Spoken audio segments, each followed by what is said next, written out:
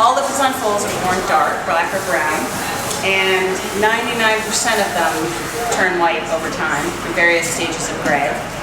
But this guy has very unusual markings. He will stay this bay color for his whole life.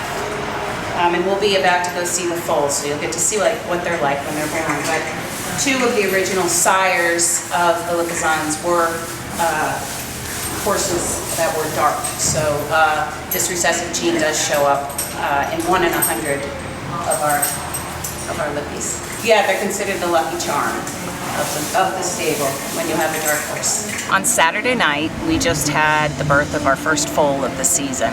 His name is Pluto Adelena. He was born at 10 o'clock at night. He's a beautiful dark foal. Not everybody knows that Lipizzan foals are born dark and lighten as they mature. Just about all of them do, at least.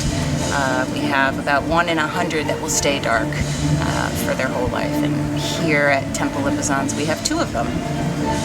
One which will be featured in our performances this summer, and our newest addition, Pluto Adelena, will have his debut in our first performance on June 21st as a 7-day-old foal introduced to the public. How do we prepare for performances here at Tempel Lipizzans?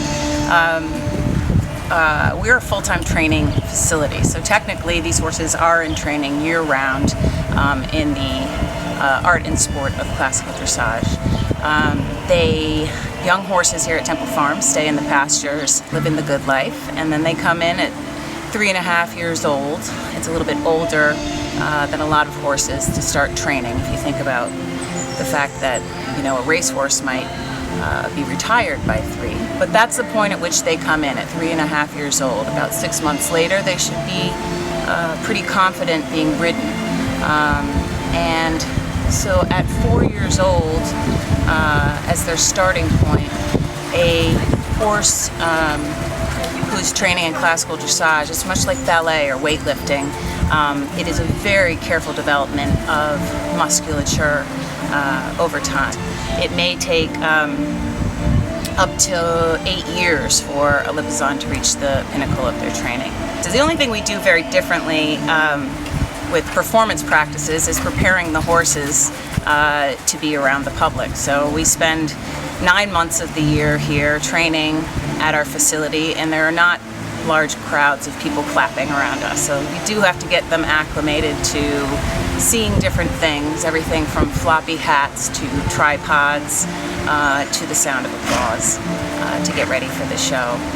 So I like to remind people that that horses were domesticated for a few important reasons, one being transportation, another being agriculture, and finally, and the one that really relates to what we do here, is for the cavalry and for the battlefields.